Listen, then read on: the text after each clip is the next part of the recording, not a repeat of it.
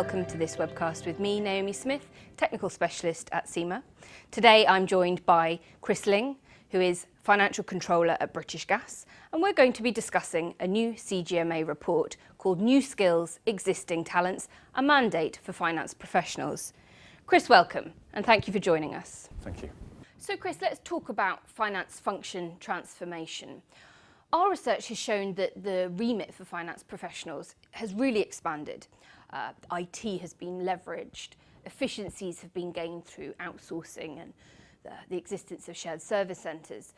We've seen processes streamlined and operations standardised. And management accountants are now very much having to become commercial so that they can provide the real value-added information that helps the long-term sustainability of the organisation. So, Chris, in your experience, what are the real drivers behind that increase in the remit of the finance professional? So I think that it's really the way that the external market has changed over the last 10 years. And if you look for some statistics from the internet, there are some quite staggering statistics there. When radio was launched, it took nearly 40 years to gain 50 million customers or users. The internet did that similarly in about 10, and Facebook have done it in 4. Similarly, if you look at some of the internet statistics, it's moving even faster. So when AOL launched, it took them 9 years to get 1 million customers. It took Facebook 9 months, and it took Draw Something, which is an element of within Facebook, 9 days. So the rate at which the business world is changing is forcing everything to change faster. So it's our job as finance professionals to make sure that we're supporting the business as best we can and as fast as we can. So I think that it is the external market that's driving the pace of change, and we've got to keep up. Our research has shown that top-performing organisations have already given their finance people that increased mandate to do much more value-added work. How do you rate finance's role in this regard, and is it a key differentiator for top-performing organisations? That's a slightly biased question, or I'm going to give you a biased answer at any rate, because I'm a finance professional. And I do think that we have a huge role to play in supporting companies better and by taking on a broader remit.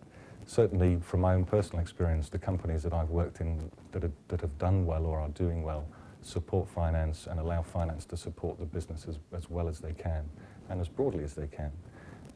Certainly, one element or one way that you can tell how respected a finance function is usually where the finance director or the CFO sits relative to the MD or CEO.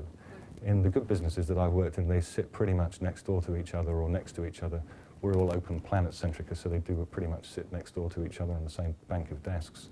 And that really does say a lot, because they're the right-hand person who's there to provide commercial insight, analysis, understanding, to sometimes turn the slightly skeptical eye on certain elements, and to usually help to forge a really sensible commercial business solution to problems. Let's talk about some of the barriers that they're going to encounter, and specifically at British Gas, you're operating in a very regulated industry.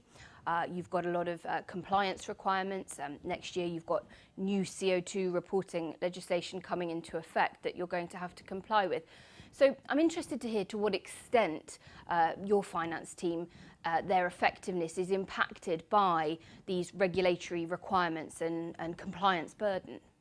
It's a really good question, because I think that there are two sorts of barriers.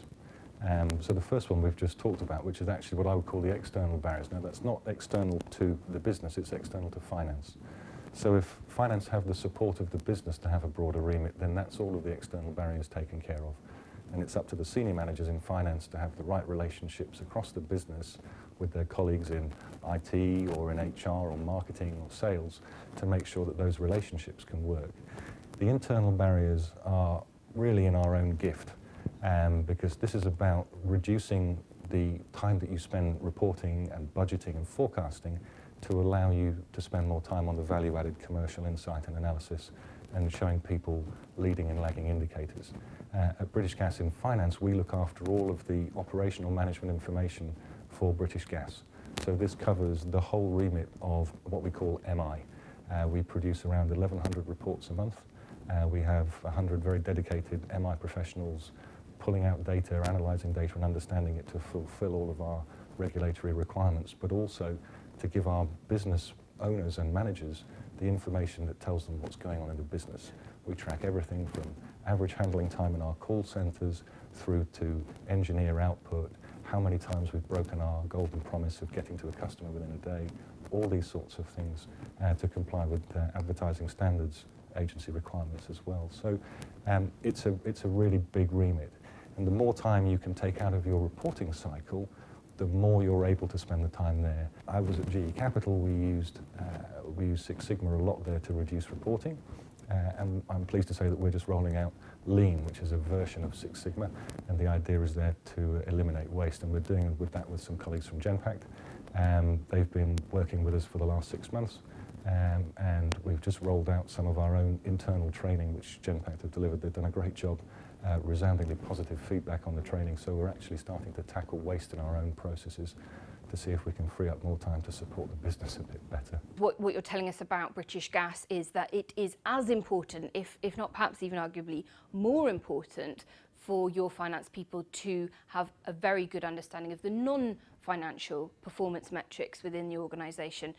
Obviously, it's 20 years since the introduction of the balanced scorecard, so this isn't necessarily a new function that finance is performing. But to what extent would you agree that non-financial information is as important for finance professionals to be able to add value to the business as those financial metrics?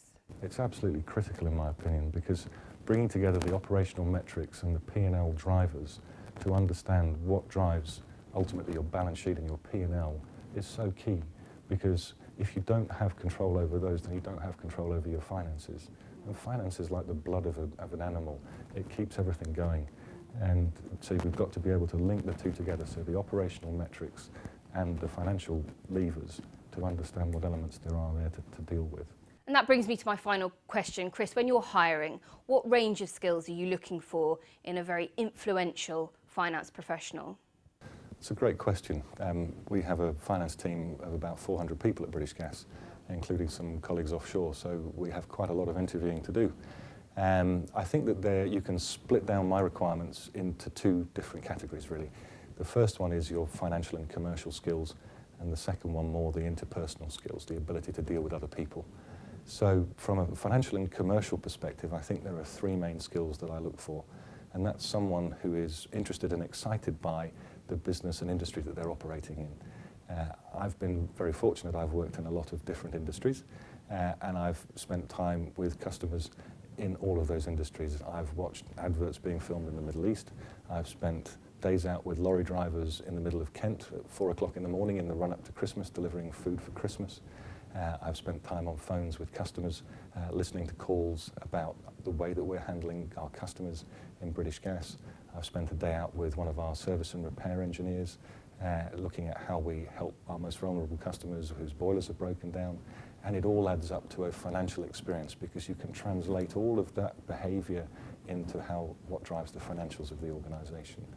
The second thing that I think is very important, we've already covered, which is the ability to tie in the operational metrics and the management information into what's driving the financial performance, looking at those leading and lagging indicators to make sure that we understand how they fit into both the actual performance, but also where the business is going, what trajectory it's on. So I think that's very important as well. And the third one, from that perspective, is almost as important as the other two, as they always are, and that's when you come with a problem to the business, try and come with at least one solution, rather than just presenting a problem. I think that's really helpful. So having that ability to analyse, understand, interpret, and then produce an answer or a potential answer is really, really helpful. From an interpersonal skill perspective, I think there's a couple of things I'd just like to mention. The first one is having the ability to deal with lots of different people all over the globe, operating in different time zones, often where English may not be their first language. That's really, really important. Luckily, it's not a huge problem for us at British Gas, but one business I worked in, we had 85 countries, and it wasn't a struggle, but you had to be conscious of it. So that cultural and geographic sensitivity, I think, is very important. And the second one is to make sure that you can deal with your colleagues within the business in other functions in a very open and honest way, so that they understand what you're trying to achieve. They'll then understand how you can help them achieve their objectives, and vice versa. So there you are, you now know what you need to do in order to impress Chris Ling, Financial Controller at British Gas. I'd like to thank Chris for sharing his insights with us and to Genpact to have supported this webcast.